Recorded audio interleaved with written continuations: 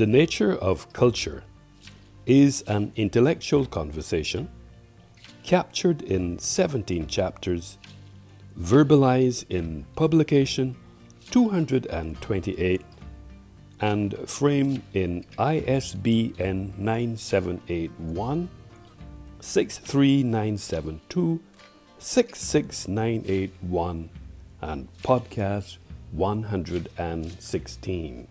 The nature of culture essentially is all about a way of life and is predicated on the suffix "ture".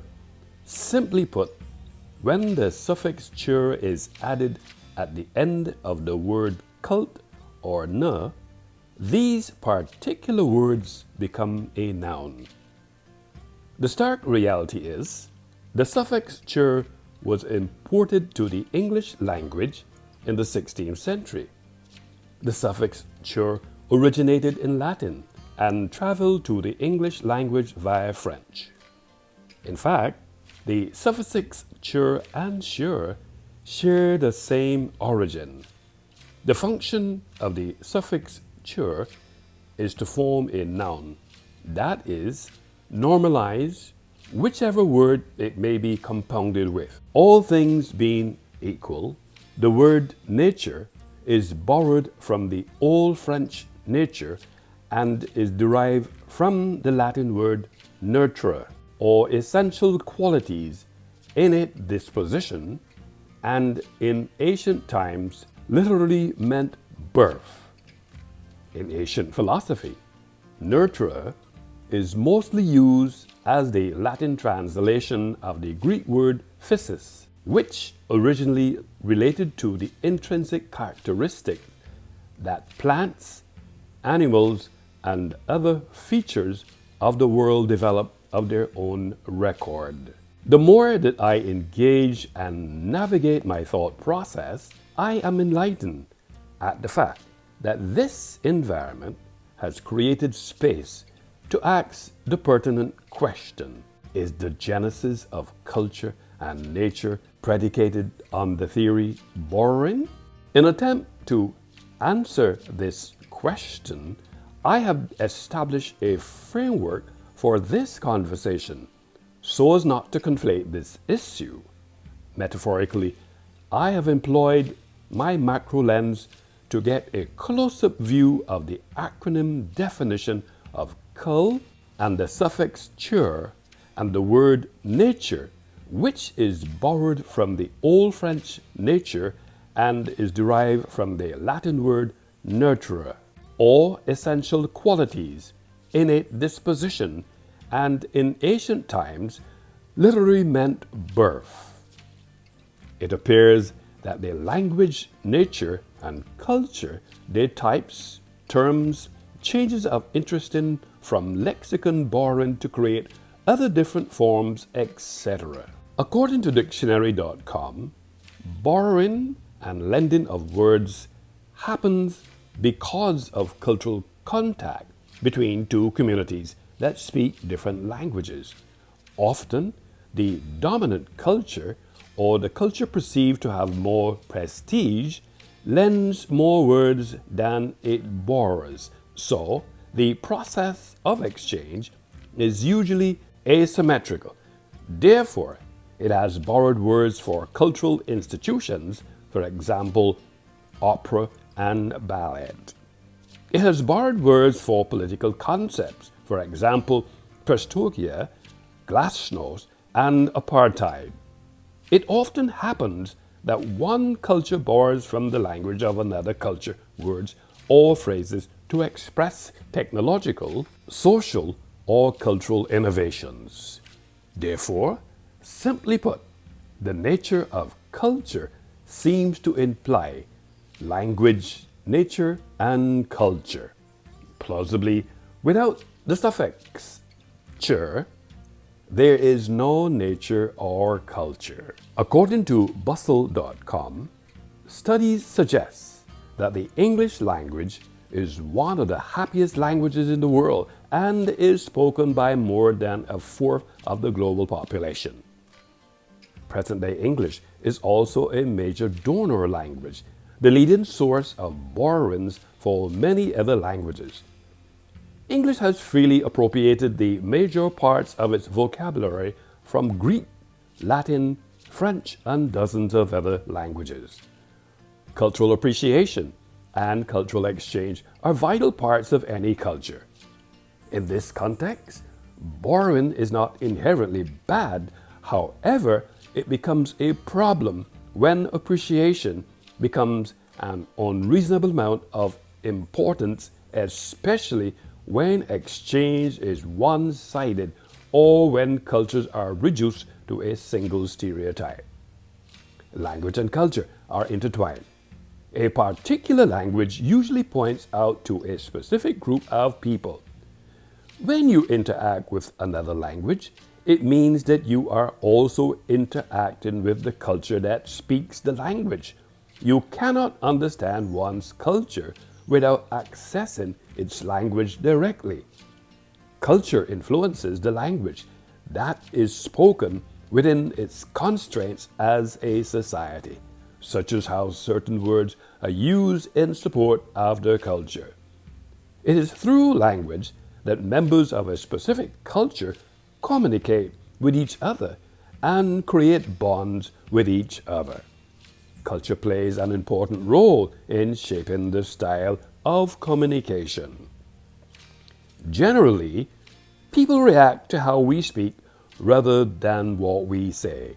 The culture in which individuals are socialized influences the way they communicate, and the way individuals communicate can change the culture.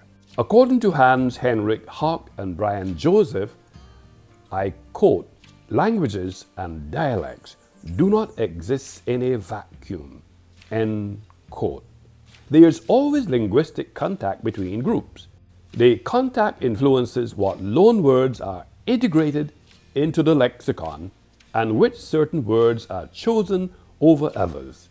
Latin is usually the most common source of loan words in these languages, such as in Italian, Spanish, French, etc.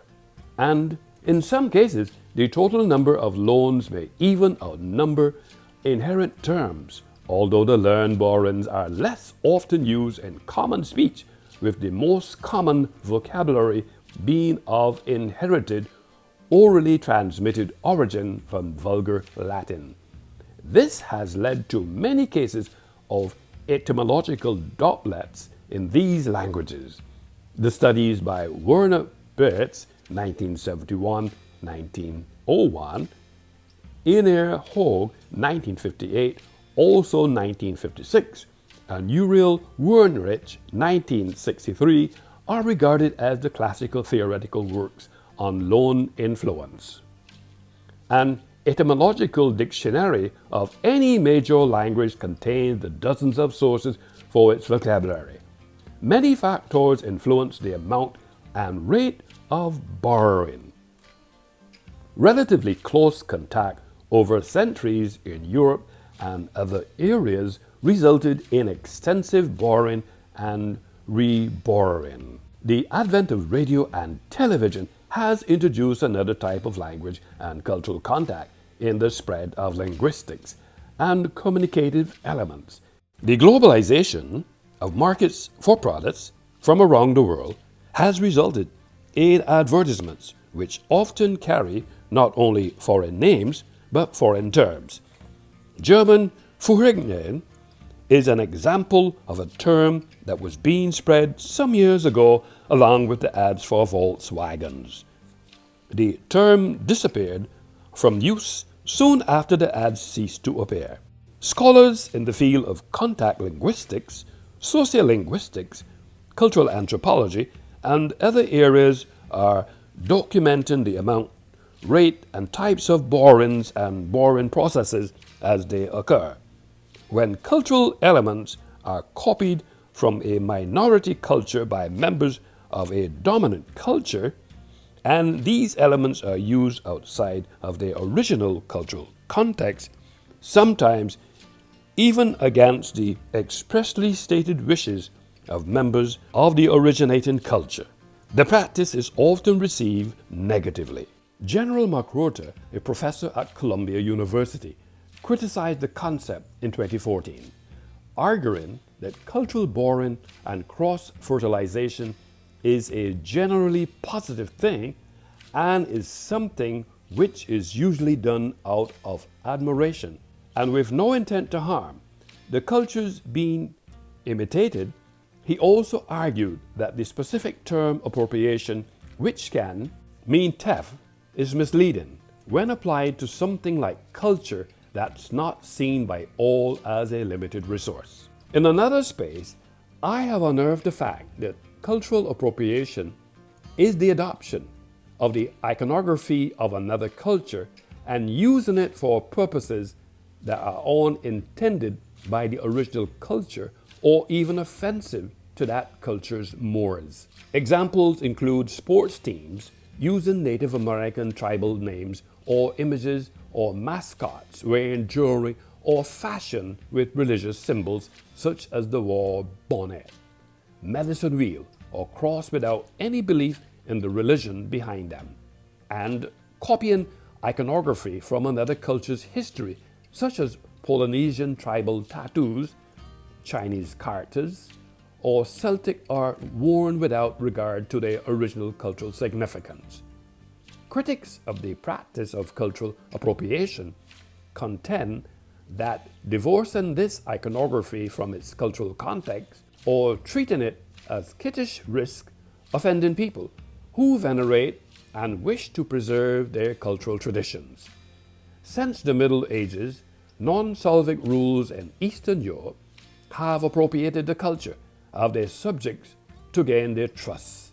The Vikings in Kievan Rus imitated the costume and shaven heads of the Slavic population converted to Orthodox Christianity and Russified their original Scandinavian names. Photo and tourism, they have something in common.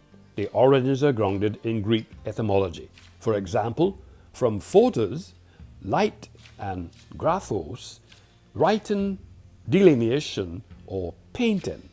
The word tourism derives from Greek according to other dictionaries, is the Greek word for a tool to turn or a lathe, which is itself from ancient Greek tournos, lathe. During the 17th century, the forerunner to the three-piece suit was adapted by the English and French aristocracy from the traditional dress of diverse Eastern European and Islamic countries. The juxcrops frock coat was copied from the long zupans worn in the Polish. Lithuanian Commonwealth, the necktie or cravat was derived from a scarf worn by Croatian mercenaries fighting for Louis XIII, and the brightly colored silk waistcoats popularized by Charles II of England were inspired by Turkish, Indian, and Persian attire acquired by wealthy English travelers. The culturally significant Hindu festival Holi has imitated and incorporated in fashion globally. For example, pop artist Pharrell Williams and Adidas collaborated in 2018 to create the Holi-inspired apparel and shoe line. Hool Holi, the collection was stated to be a trivialization of traditions, concepts, symbols, beliefs of Hinduism, according to Raj Zeb, president of the Universal Society of Hinduism. The collection included many terms which contain leather, a violation of Hindu beliefs. Archbishop Justin Welby of the Anglican Church has claimed that the crucifix is now just a fashion statement and has lost its religious meaning. Crucifixes have been incorporated into Japanese Lolita fashion by non-Christians in a cultural context that is distinct from its original meanings as a Christian religious symbol.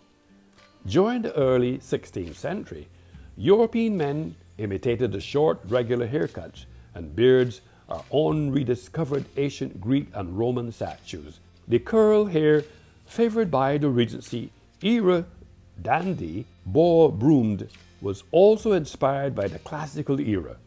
Since the Middle Ages, non-Slavic rulers Architecture is a product of the culture that it was designed for. However, architects, being inherent problem solvers, typically seek to design spaces for the times and the people who will use them. The relationship between architecture and culture is one that has been studied for many years, but what's happening now is much more revolutionary. It is no longer a static creation that performs well for a while. The mindset now is to build in a way that adapts to a culture's changing needs. Architecture does reflect culture. Roman architecture was heavily influenced by the Greek. Roman architecture was heavily influenced by the Greeks, and the Pantheon is a Roman temple devoted to all gods and developed with Greek architectural.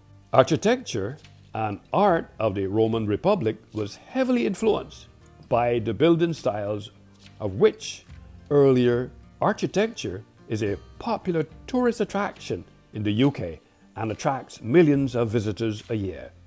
The architecture of Zimbabwe is composed of three architectural types: the hill complex, the valley complex, enclosure.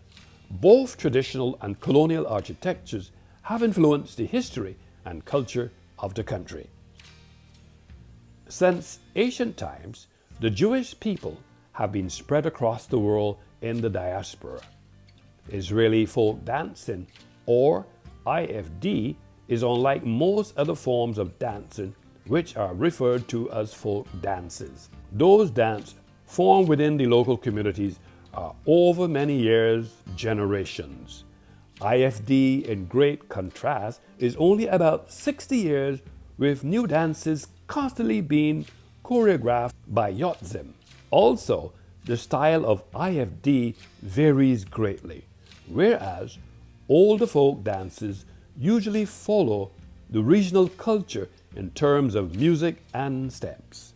IFD has embraced and incorporated Hebrew, Biblical, Yemenite, Romanian, Latin, and many other influences, both in terms of the content and form of the dances.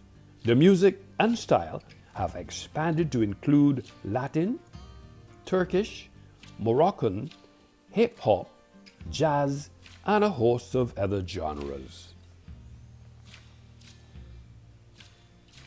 Of note, the introduction of spices like pepper to Europe created new ways to preserve and cook foods, but the recipes developed were still uniquely European. Early anthropologists like Margaret Mead saw these differences in the traditions and rituals around food as important parts of a society's culture. While you could introduce new ingredients and other elements into a community, it really was nearly impossible to change the overall diet of the society on a deeper level. The goal of studying food and food culture is to notice this change, take record of the old, and embrace the new. The problem, though, food culture has begun to change on a major global scale, much faster than ever before, and it is just no longer true that a man's diet is harder to change than his religion. For instance, according to Martha, pizza from Italy, hamburgers from Germany, donuts from Netherlands, kielbasa from Poland, ketchup from China, hot dogs from Austria and Germany, bagels from Poland, apple pie from England, pickles from ancient Mesopotamia, mac and cheese from Italy, meatloaf from Europe, gummy bears from Germany, chocolate bar from England, bacon from England, mayonnaise from France, French fries from Belgium, ice cream cake from China, fried chicken from Africa, chicken fried steak from Germany, meatballs from Italy, mustard from ancient Egyptians and Romans, and peanut butter from Aztec Empire. The history of science in early cultures covers proto-science in ancient history, prior to the development of science in the Middle Ages. In prehistoric times, advice and knowledge was passed from generation to generation in an oral tradition. The development of writing enabled knowledge to be stored and communicated across generations with much greater fidelity, combined with the development of agriculture, which allowed for a surplus of food.